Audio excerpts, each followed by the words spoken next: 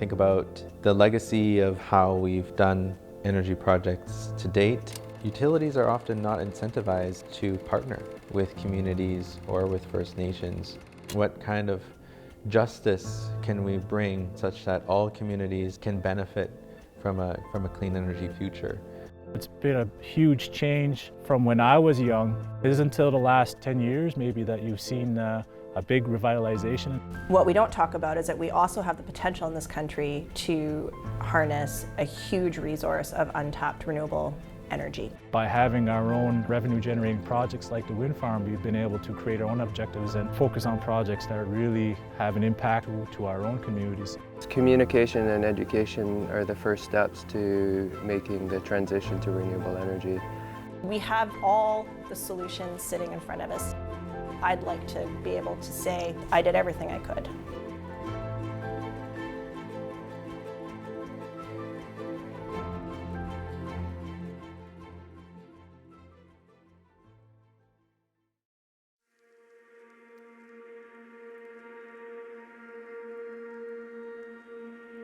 The values that I was raised with all come from a Cree household of understanding, for example, we are stewards of the land, always have been and always will be. We have a responsibility to maintain the gifts that the earth provides, not just for us, but for our future generations. And that's a responsibility that I very much accept and hold very closely. Think about the legacy of how we've done energy projects to date. And utilities are often not incentivized to partner with communities or with First Nations just by virtue of how they're structured. It incentivizes, the cheapest, lowest cost form of energy, and it incentivizes greater consumption. What kind of justice can we bring forward such that all communities can benefit from a clean energy future, and make sure that we make right from the legacy of these energy projects of the past.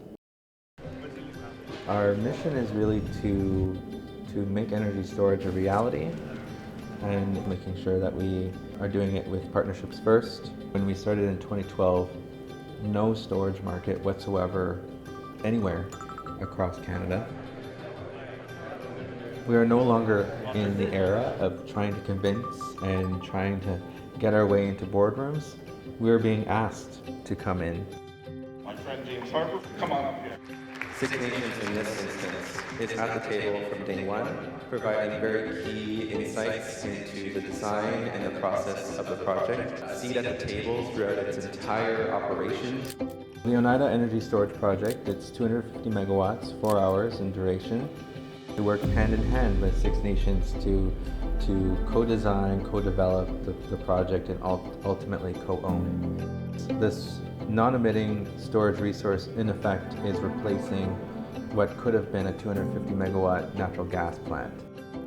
Energy storage is seen as kind of like this very versatile, very flexible asset for grid operators to build in, and this means opportunity. As a developer, we essentially try to find those new opportunities, build those relationships with future partners, and imagine what could be together. And we sort of see this clean energy opportunity where clean energy offers a strong alignment with Indigenous worldviews as being more in touch and more balanced with caring for and stewarding our lands and our waters for future generations.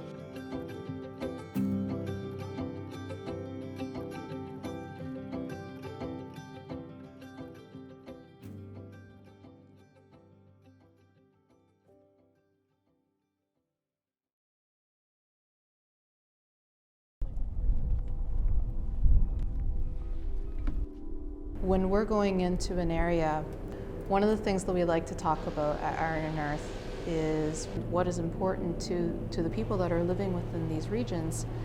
For me, that's 100% critical before you can even start anything else.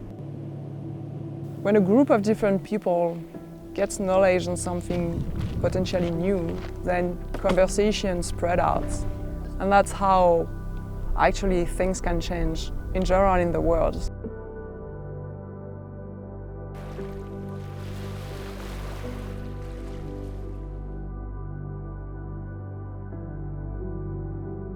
The grid here in Delaney is a diesel grid, and the cabins have no power. So they have to bring fuel into Delaney, which only can come in the winter when the ice road exists. And bringing diesel up to these communities is quite dangerous. They're starting to see that there is interest in renewable energy for alternate sources. The Renewable Skills Initiative brings tailored training programs to small communities such as Delaney. We work with communities, we don't work for communities. We take the time to make the connection with the people. The purpose of the program is to reduce fossil fuel usage in the community. The program in Delaney is a 2-day training course to help educate new owners of small cabin systems that are going to be installed this summer. We're doing solar installations on 16 cabins, which is off-grid, and it's a 3,000 watt system. We decided to partner with Iron Earth again to bring back the training. So this way they have the technical knowledge of the solar system. And then we teach them a little bit about the electrical aspects so that way if they run into any problems, they can solve it. Getting involved as a woman would encourage other women to learn about the electricity and solar system, and then they could take that knowledge back in our community. The opportunity of solar is unlimited here. We have basically sunshine from May till like August. It would be unlimited use for everybody. If everybody can get solar, then it would reduce everybody's price. It would reduce power for people who can't afford power and who are on low income. These programs are really important because communication and education are the first steps to making the transition to renewable energy. When people understand exactly how renewable energy systems work, how they can be integrated, they're more likely to embrace that transition and that change. Right now that the Earth is going through a crisis of climate change, and then in order to solve that is to change our way of thinking and our way of doing things. One way of doing it is understanding more about renewable energy and the process of it.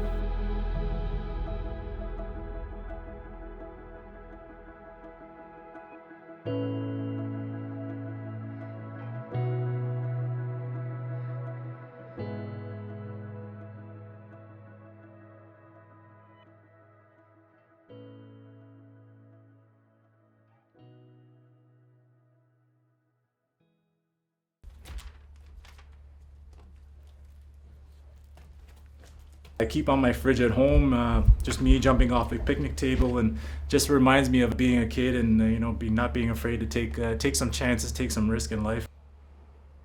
Really try and get back to feeling a kid again and feeling adventurous.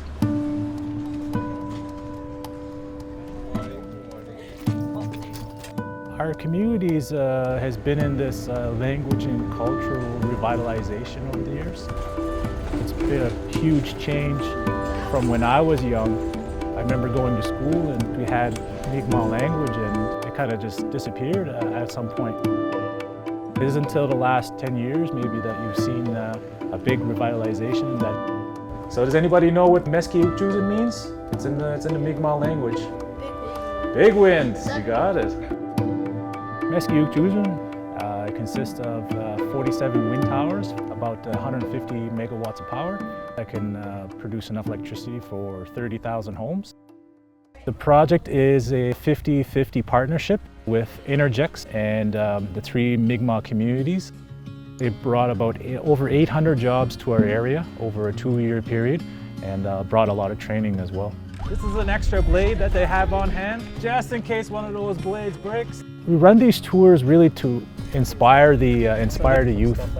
It's an age where, you know, the kids are really starting to think about, you know, what they want to do as a career. They come on site, they learn a little bit about safety, get them to see the actual wind turbine up close, you know, just to show them something tangible that they can look at, feel, and touch. They do a troubleshooting workshop. They get to learn about the technology used by the wind technicians. They get to meet the management team or wind technician on site if they're there. You know, many times we see Indigenous communities sometimes, you know, are maybe left out of these projects, but by having our own revenue generating projects like the wind farm, we've been able to create our own objectives and focus on projects that really have an impact and are meaningful to our own communities. Today, as we look at the landscape, you will not have a project that goes forward without a degree of community support in renewable electricity or frankly any form of resource development, because we're moving into a different era of governance in this country. We have one of the richest resources on planet Earth in terms of fossil fuel availability. What we don't talk about is that we also have the potential in this country to harness a huge resource of untapped renewable energy. Right now, our electricity system is one of the cleanest in the world. We're 80% non-emitting in the current electricity grid. However, electricity only represents about 17% of the energy we consume. And so over 80% of our energy is still emitting. And so there's a significant lift needed to build out that non-emitting renewable electricity to transition that fossil usage. We have an opportunity to do that simultaneously as we're ramping down the use of fossil fuels. Those that we're producing could go to export where they may be displacing a higher intensity form of fossil fuel somewhere else. When I get up in the morning, I can honestly say that, I am excited to go to work. I look forward to each day. Just that we have this amazing project just in our backyard of our community. We're starting to see it more and more where Indigenous communities are being invited to participate and to really go a step beyond just ownership in the wind farm. And I think Mesgi'g is a great example of that. Why I keep doing this work is I don't want my son to have these conversations or deal with this. We have, again, all the solutions sitting in front of us today. We should be able to do this, and I'd like to be able to say I did everything I could. That's hard to say without tearing up.